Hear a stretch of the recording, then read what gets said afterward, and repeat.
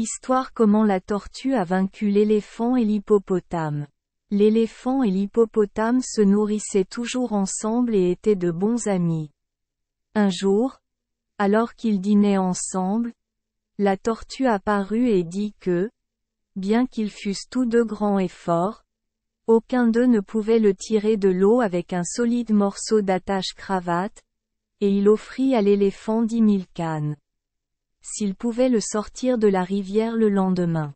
L'éléphant, voyant que la tortue était très petite, dit: « Si je ne peux pas te tirer de l'eau, je te donnerai 20 000 bâtons. » Ainsi, le lendemain matin, la tortue prit une attache très solide, s'attacha à sa patte et descendit vers la rivière. Arrivé là-bas, comme il connaissait bien l'endroit, il attacha l'attache autour d'un gros rocher, et laissa l'autre extrémité sur le rivage pour que l'éléphant puisse passer, puis descendit au fond de la rivière et se cacha. Lui-même. L'éléphant est alors descendu et a commencé à tirer, et après un certain temps, il a brisé la corde. Dès que cela s'est produit, la tortue a détaché la corde du rocher et est revenue à terre, montrant à tous que la corde était toujours attachée à sa jambe, mais que l'éléphant n'avait pas réussi à le tirer. L'éléphant fut donc forcé d'admettre que la tortue était la gagnante, et lui paya les 20 000 bâtons, comme convenu. La tortue rapporta ensuite les bâtons à sa femme et ils vécurent ensemble très heureux. Au bout de 3 mois, la tortue, voyant que l'argent était considérablement réduit, pensa qu'elle en gagnerait encore par le même tour, alors elle alla vers l'hippopotame et fit le même pari avec lui. L'hippopotame dit: « Je ferai le pari, mais je prendrai l'eau et vous prendrez la terre.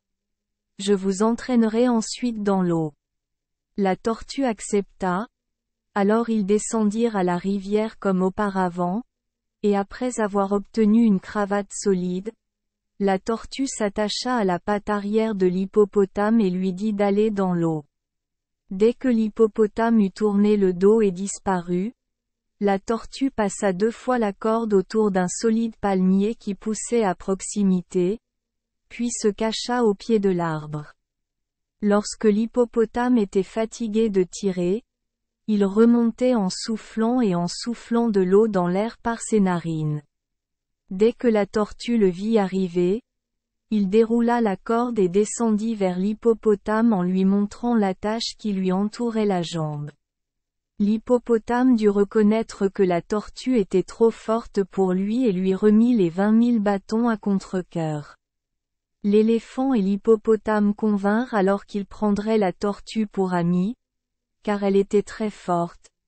Mais il n'était pas vraiment aussi fort qu'il le pensait, et il avait gagné parce qu'il était si rusé.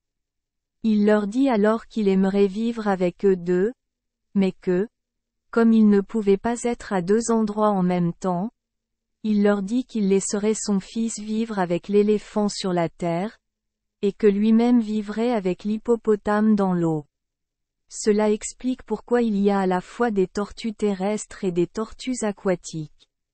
La tortue d'eau est toujours la plus grosse des deux, car il y a beaucoup de poissons à manger dans la rivière, tandis que la tortue terrestre manque souvent de nourriture.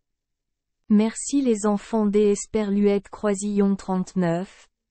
Avoir écouté des contes de fées au jour Esperluette Croisillon 39. 8. Espérons que les histoires apporteront aux enfants des moments heureux et significatifs.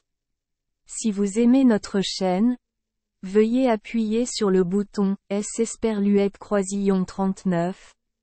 Abonner, pour ne manquer aucune histoire intéressante. Je vous souhaite une bonne nuit de sommeil et de beaux rêves.